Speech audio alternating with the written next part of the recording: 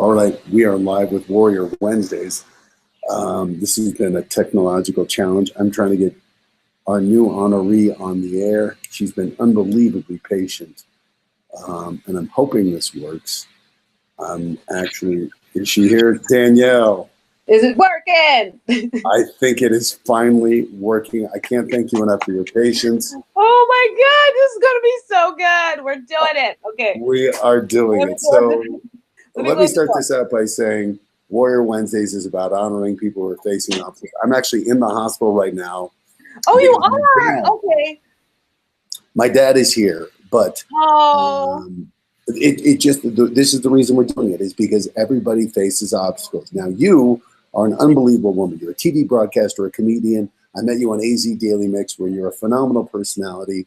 But it was just a few months ago, you got a diagnosis that changed your life. And I'm hoping you could share it with the people at home and tell them what you're going through. Okay, so I had been feeling just tired. Back was hurting. Went to a chiropractor, didn't get any results. And then the day before Thanksgiving, after I'd been going to the doctor for a little while, they narrowed it down and they told me I had stage 4 lung cancer. Oh. And it spread to my lower back, so it's in my back and in my bones, my pelvis, and the top of my right shoulder. The day before Thanksgiving. Wow. And now, for those who don't know, stage 4 is the most serious. So right. When doctors give a diagnosis, they'll give a prognosis, which is sort of their prediction of what you might expect. So what did the doctors tell you to expect with this disease and this diagnosis? Well, he was pretty upfront and frank. And then he told me, he says, you know what, we're just going to be kind of using you as the test dummy, so to speak, because this is very new for us because it's different. He goes, normally when people have lung cancer, it spreads to their organs, their kidney, their liver. And he says, none of that has happened to you. Your organs are in great shape. The cancer in my lung is a small speck. And he says, it's like, this is the house and the kids have jumped ship and they went to your back and your pelvis. And so it's in my bones. And he says, we're just trying to figure out what your bones are producing that the cancer likes because it's isolated in that area. Right. And he goes, we don't know why. So he goes, we're going to be working on figuring it out and giving you the best thing that we can, that we know how to do to make you feel as comfortable as possible. So, yeah, it was a shock to my system. I thought he was talking a foreign language when he was speaking to me. And I'm like, I ain't got Rosetta Stone, honey. You're going to have to speak English. Well, that's a problem, too. Sometimes when you go in, these doctors are using terms that you don't understand. Oh, yeah. But especially because for you, this came out of the blue because you are someone who leads such a healthy lifestyle, right?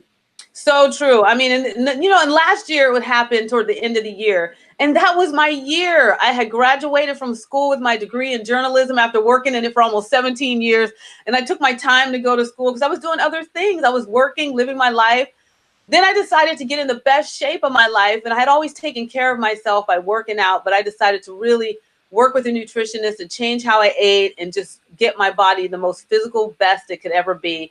Because I had plans after I graduated, I was turning 50 and I was going to go to Miami and girlfriend was getting in a bikini. You was going to see all this chocolate on the beach. And so I did, and it was good. And then I felt like a rock star. And then I come back and I started feeling sick and uncomfortable. And I have not been sick for a long time. I don't really ever get sick. So I knew something was wrong, but I never expected this. No. So when the doctor uses the word cancer in stage 4, what goes through your mind? It was pretty mind-blowing. Like I said, I was there with my best friend, Diane Brennan, and she was just very supportive. But when he said it, it was almost like things started moving in slow motion, like it really wasn't true. And then I was trying to figure out why this happened to me. I was like, well, what did I do? Because I figured I had been doing everything right. Right. Eating right, working out, taking care of myself. I'm like, well, what did I do to bring this upon me? Why is this happening to someone like me? And I thought I was a good person. I'm like, am I being punished? Am I being, just something? I was like, what do I need to learn? Because you always hear people saying that you're going to come through it and you're going to have, such a different life and you're going to learn so much more about yourself. Like you need to change or there's something that needed to be fixed. That's why you had to go through this. And I'm like, my gosh, what is it? So crazy. First of all, it's heartbreaking to hear you talk about blaming yourself with the disease that has no rhyme or reason. Oh, And absolutely. you especially, you hadn't smoked, you hadn't drank, you were doing No. it right. Now, cut to just a few weeks ago, I see you Mm-hmm. in Arizona, and I followed you on Instagram. You Yeah. would never know you're someone dealing with this seriously. You've chosen positivity. So my question though is, how do you go from this moment when you get this devastating Mm-hmm. diagnosis? You're blaming yourself. How do you turn that around and say, no, I'm going to fight? Right. Absolutely. Well, a lot of it had to do with just the fact that I'm a positive person by nature, and I try to always turn that negative into a positive. Don't get me wrong. I get down, I get disappointed, but I don't dwell on it. So I just decided that, it was real funny because me and Diane heard the news and we decided, okay, it's time to go. After we talked to the doctor, we get in the car and it was very like dead silence. And we were just looking straight ahead and we were both numb. And so then she looks over at me and she's like, "Are you okay? You okay, girl? You okay?" And I'm like, "I don't know. I don't know what to think. I don't know what to say." She was like, "You want to go eat?" And I'm like, "I don't know." She goes, "You hungry? We're going to go eat." We went to go get Ukrainian food and we ordered almost everything on the menu. Two girls sitting at a table with pierogies, sauerkraut, big sausages, all this stuff, stew, borscht coming out, and we're just eating like there's no tomorrow. And she's like, "You just need to eat. We just need to eat. It's gonna be okay. If you eat, you're gonna be fine." It's like, because I had gotten, so skinny and we couldn't figure out why I was losing all this weight. Right.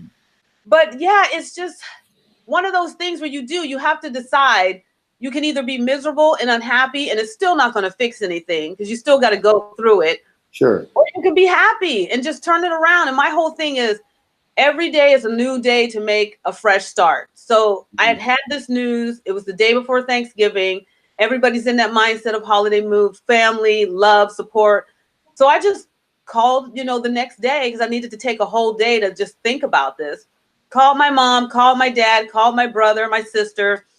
And when they heard, they couldn't believe it. There were tears, but it was more like I felt tears of love at that point because it was like I have support, and I know I do, because they were going to drop everything to come here to be with me. So it was great. Now, everyone we've talked to before on Warrior Wednesday has been dealing with their obstacle for at least a decade. For Yeah. you, this is still so fresh. And as you said initially, you couldn't even believe it was real. So at what point did it set in? I mean, the next day you're obviously springing into action, but at what point did you feel, okay, I have cancer and I'm choosing to fight? I have to say, I want to say it was probably about a week later, because it took me a while to just hear myself tell people this is what I have, especially the people closest to me, like my mom and my dad and my brother. And everybody was like, "Why? Why you? You're the healthiest person I know. You're always taking care of yourself. You're always doing the things you need to do." And I said, "I don't know. I'm trying to figure that out too. Like maybe I skipped something and I need to learn a lesson. Maybe I just, because at that point you're still thinking, what in the world did I do to deserve this? Because this is the worst of the worst." But then about after a week or so, and I've heard myself say it, because I never shrunk back of saying I have cancer. I need to face it head on. After that, I was like, all right, well, now I just need to figure out what the doctors are going to do. And I'm sure I'm going to be in for the ride of my life, the most physical challenge I've ever had. But I need to figure out what I'm going to do. But I'm still going to be me. But it's just going to be a roller coaster now of different stuff, because I never take medicine. And then I got all these pills I have to take. You got doctor's appointments, people poking and prodding on you. So yeah, it's a lot to get used to. But I just was determined that, it's not going to stop me from being who I am. So you really said something that's very interesting, though, because I think a lot of people, when they do face obstacles, ask, why me? They wonder, did they do something to bring this on? And 99 times out of 100, there is no blame. There's nothing. It's just life happens. But how do you get rid of this blame or this guilt? How did you end up shaking it? Well, mostly just by knowing that I had good people around me. And I think that's the number one thing. You have to have a support system. You got to have true friends, people who are going to be there for you, to see you at your worst, because I was 94 pounds and I was really skinny, and your body doesn't look the same. You don't look the same. You don't respond to things the same. And you have to be vulnerable. I mean, I remember one time when my friend Keith Ellis, who's a comedian, took me to get my radiation with my mom. And then as we're getting to my apartment, I get out of the car, and then right in the grass, I'm constantly throwing up. But there he was, holding my hand, rubbing my back, and he goes, Diva, you're going to get through it. He goes, and I said, I'm so sorry that you have to see this. He goes, what are you talking about, girl? You're my friend. You're my friend. He goes, it's okay. You're going to get through it. Oh. And the radiation just ate me up. I mean, I was like constantly sick. But you have to have real good people around you that are going to ride that ride with you, not judge you, not nitpick at things or be grossed out, but really going to be able to, like you say, too bad it wasn't from a hot drink holding my hair back, you know, with my good friend Becky. No, it was Keith, me throwing up from radiation, which was, you know, probably the same thing because he did have to hold my hair and stuff. But it's a mess, you know, but you need to have people that are really going to support you because it makes you feel like, okay, I can go through this. I can be as open and as vulnerable as possible and then get it out. And they're still going to love me no matter what, you know, and that's what you want. Well, it's tough enough being open with those closest to you, with your mom, with Keith, with people who you've known. But you've been very bold and very open about sharing it publicly, which I think, again, I just can't salute you enough because I know there's so many people who, whether they're going through cancer or something else, that's the whole point of Warrior Wednesday. When they see someone like you, someone who's so dynamic, and you're open about your fight, I think it really inspires people. But that's not an easy decision. So what motivated you to really be open about it? Well, one, because I am on TV and I was, you know, still hosting the show. I just go in a couple of days a week now. A lot of the viewers were personally hitting me up on social media, and they were saying, "You're getting so thin. Are you okay? Is everything all right?" Because a lot of people thought I had an eating disorder.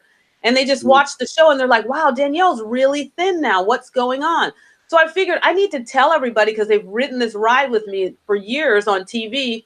Let them know, you know, what I'm going through because you never know who else is watching that might just have gotten the news today that they have it or they know somebody that has it. And it's the most horrifying thing because the number one thing you feel like you still have your whole life ahead of you because you still feel like you're young at heart, so to speak, but really you're not sometimes. But you put forth that effort. So I was like, I just need to let people know because now I know and I feel good that I know. And now we can move forward to like rectify this so I can feel better and just get back to myself. But the people who have invested in me and taken the time to get to know me through media, television, comedy, I think they have a right to know too because they're concerned. Genuinely, a lot of them are concerned. Well, I love hearing that, though, that for you, it sounded like it was liberating. Sharing the story and getting it off your chest. Rather than trying to walk around and conceal this, just saying, this is what I'm dealing with. I'm going to fight. And I, to me, that's such a powerful message because I know so many people, whether it's shame or whether it's just they don't want to be seen as fragile or they don't want to be seen as vulnerable. They don't want to be seen as different. But I think it is so important because it allows people to help you. And again, it really helps other people. And I know, you know, one of the people who I have to say, I know you have an incredible supporter who's living with you now, which I love the story, your mom. So tell me about your mom and the journey she made to come be with her baby. She is insane. My mom retired years ago. And so she lives part-time in Nigeria. And then the other time she's here in the States. And so she was traveling. And fortunately, she was about 2 days before she was about to leave to go back to Nigeria is when I called and told her I had, you know, the cancer. She was in California visiting my brother over Thanksgiving. I called her and then she was like, all right, I have to change my, you know, plane reservations and plans, but I'll come here to Arizona. And she's been here ever since November. Very interesting. Very interesting. But it was like a no-brainer and it all worked out. But yeah, she's crazy. She's crazy, though. I wonder where you get it from. The apple doesn't fall far. The peach doesn't fall far from the tree. But it's been great because, you know, I needed it. I needed home-cooked meals. You need someone to rub your back, and you need someone that's going to, you know, be able to just chit-chat with you. And, oh, my God, you know, even go through the most embarrassing moments with you. You know, it's just crazy. But she's like, I gave birth to you. I've seen it all before. You know, it's just hard to watch and help you because you're an adult. And it's no fun for a parent to see their child suffering. That's the one thing she did tell me. And it's just true. You don't want to see it and you don't want to be suffering, but it's been good. Well, it's hard sometimes for people to accept help, I think. Oh, absolutely. People Especially when you're independent, you live by yourself, you're doing your thing. And you figure you got everything under control, but this has definitely slowed me down. So I really do. I mean, you've already said it's a number of incredible things, but for people who are facing obstacles at home, and particularly because what impresses me so much is this is still so new for you, and yet I love your approach. But what advice do you give those people who are watching this, who are either newly facing obstacles in the middle of it, or even people who've been doing it for years? What have you that's been so important for you that you would want people to know? Well, the one thing that I will tell you is that I remember this from a long time ago when I first got into radio, and we were given the opportunity to come here to Phoenix from California. I remember I was with the morning show, and I told them I'm going to go to Los Angeles for a week vacation, and they said, "By yourself?" I said, "Yes, by myself." But then I thought, and I said, "Well, I'm really not by myself. There's a bunch of people there. They just don't know me yet. But I'm going to introduce myself, and I'm going to have a lot of fun." Sure enough, I had the best time ever. Rented a car. I met so many people just by being outgoing and personable.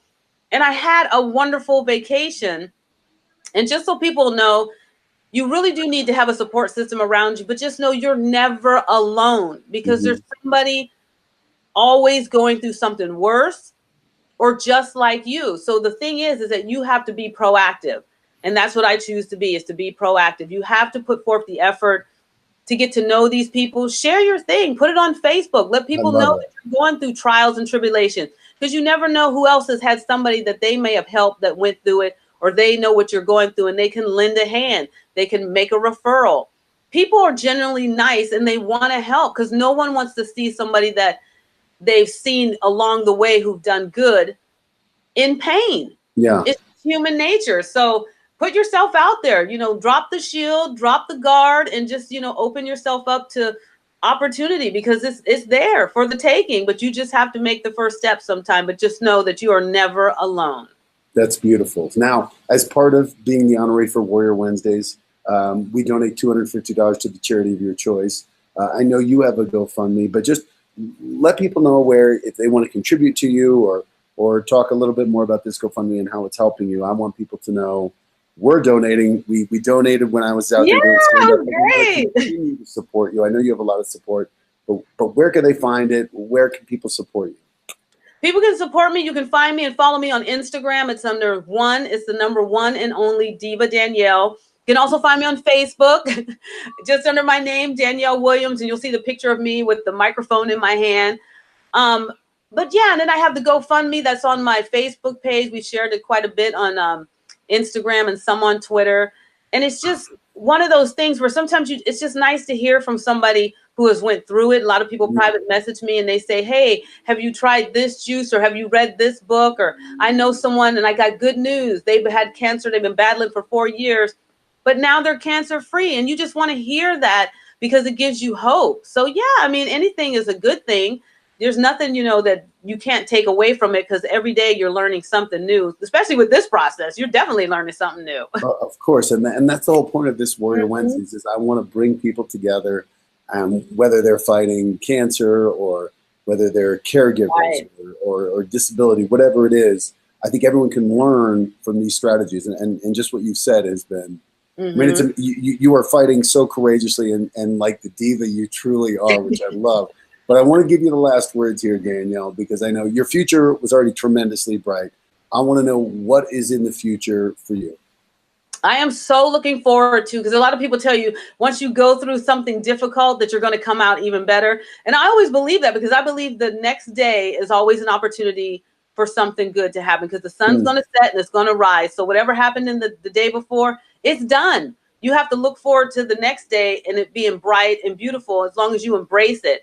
So I look forward to the opportunities that I'm going to have now to share my story, with people, but also be able to have some fun with it, returning to the comedy stage, because there is some crazy stuff, from the nurses to just, the antics that go on, the things that me and my mom have shared, and then just the experience as a whole, and the things you learn about yourself, because you truly do learn a lot about yourself as to what you can handle, how far you can really go. And it's mind over matter. And honey, Diva don't mind, because really it don't matter. It don't matter.